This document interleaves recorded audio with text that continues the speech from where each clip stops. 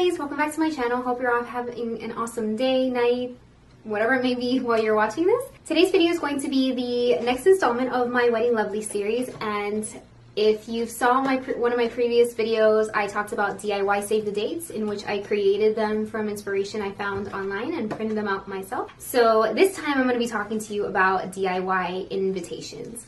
Okay, so I'm really excited to show you guys these just because of the fact that I've been working on these for quite a while. But before I get into all that, I want to show you the original inspiration for the invitations and why they are the way they are.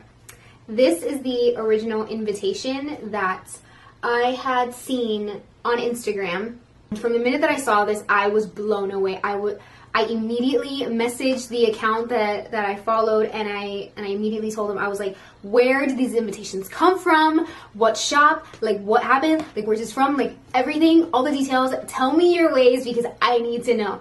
So as you can see from my excitement, I was really stoked about learning where this gorgeousness came from. I mean, hello, this Lady the Tramp, like how adorable is that? Coming back to it, so fortunately that account actually answered me back, and it led me to Etsy, and it led me to a shop in which they typically don't do this as this is not what their shop is for. Like, they don't make invitations, and it was actually the brother of the shop owner who created this. So I started going ahead and talking and emailing to the brother. His name is Steven, going over several different designs, or as to what exactly I wanted, because I basically wanted it to be a mix between the Princess Bride and the Little Mermaid. Now I know that's probably a weird combination to put into one invitation, but you'll see what I mean and how I actually was able to do that without it being too in your face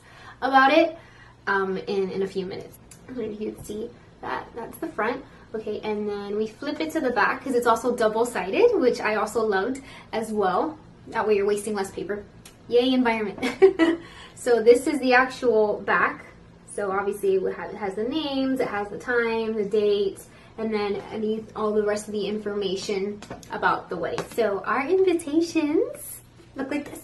Of course, we weren't going to have Lady and the Tramp because that's not our couple that we identify with. I mean, I guess mostly me, but this one makes more sense. So, if you know anything about me, you know that I am obsessed with Disney, and I am obsessed with The Little Mermaid.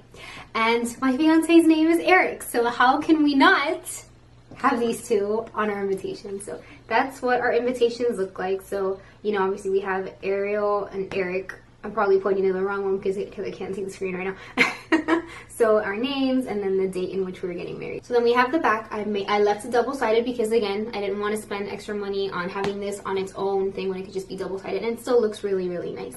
So it has our names, the time that we're getting married, and then of course the date, and then the details that are down here, which I am covering for privacy purposes. This is where the Princess Bride ties into the Little Mermaid. So for our RSVPs, I put 4 different responses. 2 of them being accepting and 2 of them being declining. So basically the order of the accepting and declining are as follows.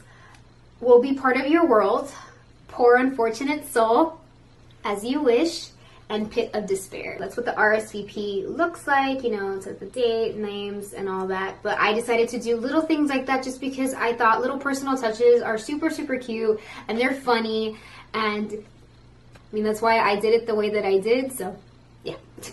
Going back to the envelopes really quick, I decided to go a completely different route because I didn't want to do red or green anymore. Looking at originally craft paper, because I think that looks really nice, and I've seen craft paper being used for gift wrapping and all that, and I think it looks really nice. It gives like a nice touch to whatever it is that you're working with. And then I started looking to double check to make sure that it would look right with the chalkboard invites, and lo and behold, it really does. So I decided to go ahead and get these for the invites. So I got these on Etsy, and I got about 100 of them, just to have enough just in case. I decided to print on these at home myself. So I basically just picked out, you know, like the font, and then, you know, obviously like the address goes there, and then the stamp would go up here. If you know where those names are from, kudos to you. Like, you have really good taste in movies. Big thing about your invitations, especially if yours weigh a lot. Mine personally don't weigh very much. However, I definitely went to the post office probably in the morning when it was like kind of slow, to make sure to hand cancel. Hand canceling is basically where you're doing it, you are stamping it, each envelope by hand, so then that way it doesn't, you don't get those ugly little bars on your envelopes. And also you don't have to worry about, especially if it weighs a lot, because there are some people's invitations that weigh a lot more than mine do. You don't want it going through that machine and then getting damaged in the process, especially with how much money you're spending on these invitations to send to your guests. So I will definitely say that if you're thinking about hand canceling, don't even think about it, just do it. It might save your invitations. If they're definitely like heavier and thicker, going through like the automatic machine that they have to make sure that it's sent out. You don't want your stuff to get damaged, especially with the money that you're spending on these invitations and all that. So that's it for this video, guys. I hope you all enjoyed it, and I hope it inspired you to either be creative with your own invitations if you're either engaged, or, you know, for future reference for those of you who aren't just yet. And now, thank you all so much for watching, and if you're not already subscribed, please make sure to click that little red button so you're always up to date and you know when I have a new video out, and I will see you next time.